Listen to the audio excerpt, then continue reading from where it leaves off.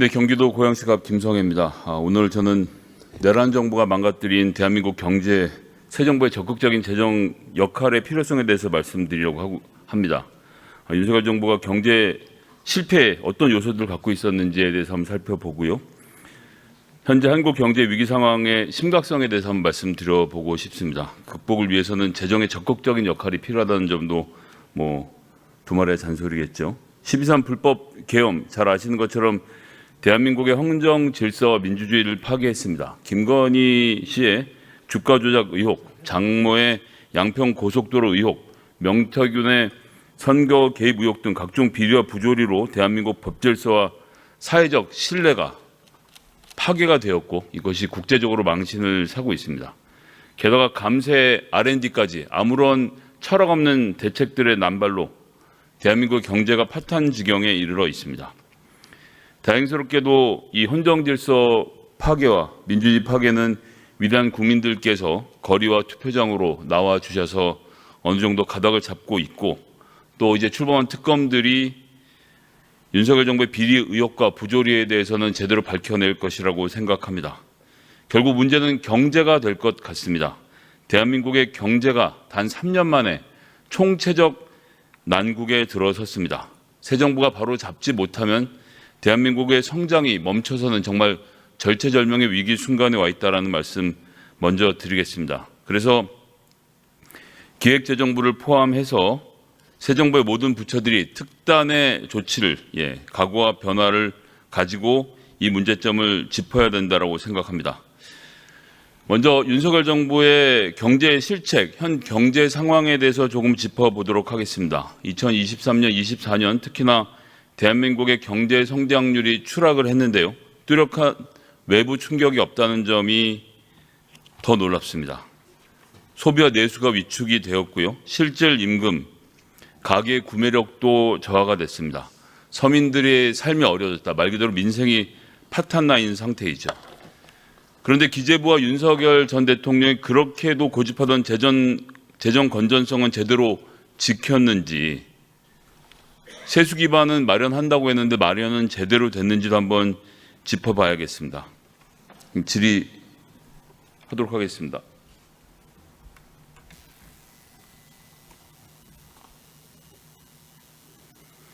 자, 아무래도 기재부 차관님들께 질의가 좀 집중될 것 같은데요.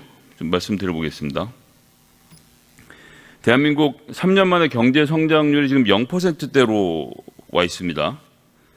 처참하게 몰락되어 있는데 아시는 것처럼 지금 2023년에 1.4%, 2024년에 2.0%의 경제 성장률을 보였는데요. 일 차관님, 이런 정도면 어느 수준입니까? 국민들께 좀 쉽게 설명해 주시겠습니까? 4분기 연속 0% 성장은 굉장히 이례적인 상황이고요. 그래서 경기 부진이 꽤 장기화되고 그로 인해서 서민과 자영업자들이 많이 어려움을 겪고 있는 상황이라고 이해합니다. 일단 저성장을 저희가 순서대로 뽑아봤는데요. 1등은 잘 아시는 것처럼 IMF 직후였죠. 1998년에 마이너스 4.9%, 이때는 외환 위기였고요.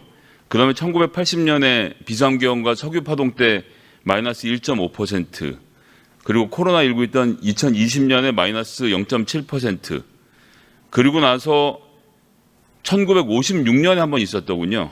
비상경제령 흉년에 미국 원조가 감소해서 0.7%, 그리고 이명박 정부 때 글로벌 금융위기로 0.8%, 그 다음 저성장 6등과 7등이 윤석열 정부에서 2년 연속입니다. 1.4, 2.0 숫자로 보면 그냥 어떤 숫자인 것 같지만 정말 굉장히 처참한 숫자라는 점을 저희가 한번 다시 확인해 볼 수 있고요. 지금 차관님 말씀하신 것처럼 2025년도 1분기에 한국 실질 GDP 성장률은 마이너스 0.2%로 G20 국가 중에서 꼴찌라는 한국 경제 보도도 있었습니다. 자, 이렇게 되면 사실상 윤석열 자체가 위기였다라는 진단이 나올 수밖에 없고, 이렇게 대통령이 경제를 엉망으로 망치는 동안 정부는 무엇을 했는지 묻지 않을 수가 없습니다. 또 민생이 파탄났다는 점도 말씀드려야겠습니다. 윤석열 정부 3년 동안 실질 임금이 연평균 마이너스 1.0% 깎여 나갔다라는 한국노동사회연구소의 2025년 연구 결과 발표가 있었고요. 자영업자 대출 연체율이 올해 1분기 말에 12.24%. 이거 12년 만에 최고치이고 소상공인 폐업 공제금 지급 건수가 2023년도에 10만 건, 그리고 24년도에 소상공인 폐업 공제금 지급은 1조 3천억 원으로 역대 최고입니다. 그리고 차관님 잘 아시는 것처럼 24년 종합건설 폐업 신고는 641건으로 19년 만에 최고치인데 이 정도면 자영업, 건설업 뭐 하나 남아나는 게 없다라고 보여지는데 차관님 이런 경제 인식에 동의하십니까? 네, 그렇습니다. 문제는 재정도 악화되고 있다는 겁니다. 잘 아시는 것처럼 2023년, 24년 대규모 세수 결손이 있었죠. 23년에 56조 4천억 원, 24년 30조 8천억 원. 이 차관님, 이런 수치가 어떻게 가능한 거죠? 여러 가지 경제가 예상했던 것만큼 그렇게 잘 활성화되지 않은 측면이 하나가 있고요. 그리고 예측하는 과정에서 이제 오버슈팅된 거를 장기적인 추세로 잘못 인식한 두 가지 요인이 복합적으로 작용한 결과라고 판단하고 있습니다. 기재부가 윤석열 대통령에게 올해는 경기가 좋을 겁니다라고 2년 연속 속인 건 아니고요. 그렇지는 않습니다. 이렇게 틀려본 적이 있습니까? 역대급으로 세수 부족이 발생하긴 했습니다만 우리나라만은 고유한 현상은 아니었고요. 앞으로는 이러한 문제점이 시정될 수 있도록 최선을 다하겠습니다. 차관님, 근데 6월에 추계를 한번 하고 9월이나 10월에 한 번 더 확인해서 최종적으로 예산을 잡을 기회가 있었는데 경제 성장률이 급전직하로 떨어지는 10월 통계에는 반영하지 않고 6월 통계만 집어넣어서 이런 결과, 즉 윤석열 대통령이 보기에 그냥 좋은 결과를 냈다라는 시중의 비판에 대해서 어떻게 생각하십니까? 그래서 앞으로는 이제 그 예산을 내고도 한 번 더 재추계하는 것을 지금 검토하고 있습니다. 네, 말씀드린 것처럼 이런 데다가 공공자금관리기금, 외평기금까지 가져다가 기금 돌려막기로 세수 부족이 아닌 것처럼 만들거나 지방교부세를 미집행하는 방식으로 움직여 왔습니다. 1차관님, 이거 지금 재정 건전성이라는 게 단순히 지출을 억제하는 게 아니라 세입과 세출의 균형을 잡아서 이게 그렇게 해서 달성하는 게 맞다고 보는데 지금 지난 윤석열 정부 때 기재부가 했던 이런 행태, 특히 외평기금, 공공관리지금 이런 것도 사용하고 국회가 멀쩡하게 정해준 예산을 집행하지 않는 방식에 대해서는 이게 재정 건전성으로 가는 길이 맞다고 보십니까? 그래서 이번에 세입 예산을 감액한 편성을 해서 추경에 같이 이번에 국회에 들고 왔고요. 그런 의미에서 좀 투명성을 강화한 조치라고 생각합니다.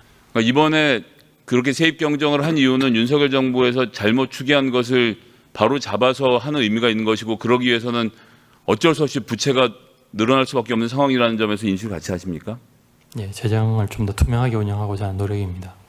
자, 문제는 기재부가 전가의 보도처럼 휘두르는 이 재정 건전성, 낙수 효과, 이거를 윤석열 정부에서 입증하려고 노력했는데 입증이 전혀 되지 않지 않았습니까? 결국 경제는 활력을 잃고 그 국민들의 삶은 피폐해졌습니다.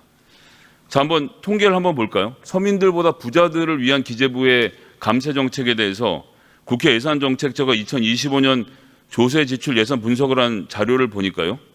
중저소득자가 국세 감면에 받은 비중이 2020년에 69.7%에서 2025년 66.5%로 감소했습니다. 반면에 고소득자는 같은 시기 30.3%에서 33.5%로 늘어났습니다.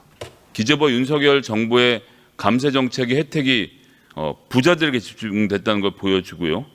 기업은 더하죠. 상호 출자 제한 기업, 즉 대기업을 말하죠. 2020년에 11%가 이 수혜를 받는데 국세 감면액에 대해서 2025년 17.8%로 폭증을 했습니다. 원래부터 기재부가 이렇게 계획을 잡고 했던 겁니까, 차관님?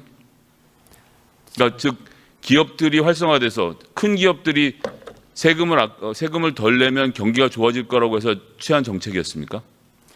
그 이제 주로 이제 R&D나 설비 투자에 대해서 이제 감면액을 확대하는 과정에서 발생한 걸로 저희는 이해를 하고 있습니다. 그걸 이해를 하시면 안 되죠. 기재부가 집행한 거 아닙니까? 서민들의 삶을 옥죄고 결국 부자들의 세금을 깎아줬는데 그것이 경제 성장률로 외화됐나요?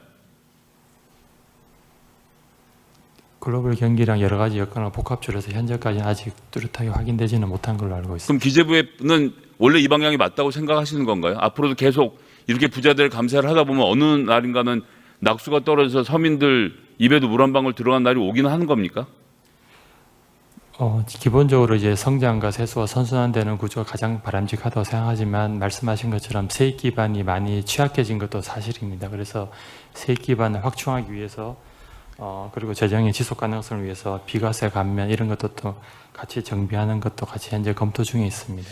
저희 여기에서 기재부의 윤석열 정부의 소극적 재정 지출에 대해서도 말하지 않을 수가 없습니다. 2023년 정부의 성장률 기여도가 0.4%. 이게 지금 2014년 이후로 최저를 기록했는데 경기가 안 좋으면 정부가 돈을 더 대야 된다. 이거는 저희 같은 정치인들에게는 상식적인 일인데 기재부 입장에서는 그렇게 하면 통화가 늘어나니까 안 된다. 하지 말아야 된다는 입장이신가요?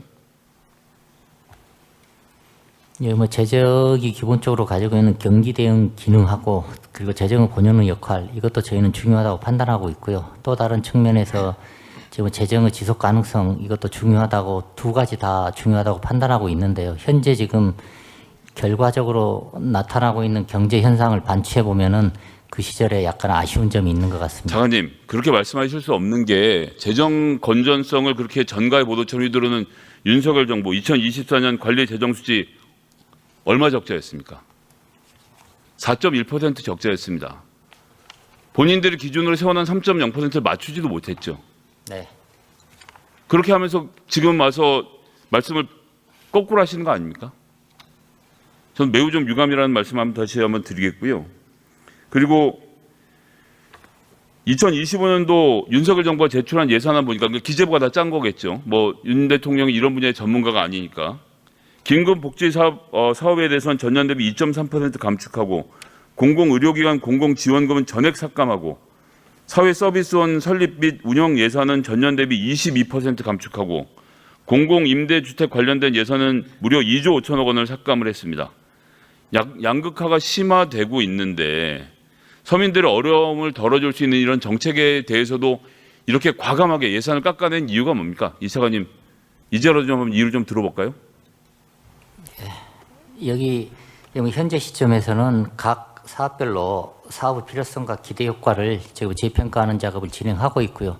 이번 뭐 추경 때 지금 방금 말씀 주신 그 부분에 대한 것부터 상당히 지금 보완 작업을 하고 있다. 이렇게 말씀드리겠습니다. 그러니까 결국 재평가라고 하는 것은 정권이 바뀌었으니까 이번 정권에 맞게 평가를 하신다는 말씀이신 건가요? 그렇지 않습니다. 경제 여건 현재의 경제 여건 그때는 경제가 민생 좋았고요. 어려움을 차관님, 작년, 재작년은 서민들이 살만해서 그렇게 하셨던 거였습니까? 물론 뭐 차관님이 하신 일은 아니니까 뭐 억울한 점은 있으시겠습니다만 기재부가 그렇게 방향을 잡고 갔던 것은 짚고 넘어가야겠습니다. 뭐 윤석열 전 대통령이 총선 전에 1,000조가 넘는 예산을 여기저기다 뿌릴 수 있다라고 떠들고 다녔던 얘기는 뭐 제가 언급하지도 않겠습니다. 게다가 지금 R&D 같은 경우에도 2024년 정부 전체 R&D 예산이 26조 5천억 원으로 전년 대비 14.7%가 감소가 돼서 91년 통계 작성이 시작된 이후로 33년 만에 첫 감액이었는데 일 차관님, 새 정부는 내수지 당작을 좀 넘어서서 투자 촉진, 경제 성장을 위해서 기초연구 개발 등의 재정을 적극 투입할 그런 의지가 좀 있으십니까? 예, 그렇습니다. 이 차관님은 어떻게 생각하십니까? 예, 뭐 국가 재정이 여기 경제 선순환을 위해 필요한 역할이 있다면 마다하지 않겠습니다. 네, 뭐 기재부가 전가의 보도처럼 휘두르는 재정 건전성이라는 것, 건전한 재정이라는 것이 지난 윤석열 정부 3년 동안 민생을 어떻게 파탄으로 몰고 갔는지에 대해서 한번 살펴봤습니다.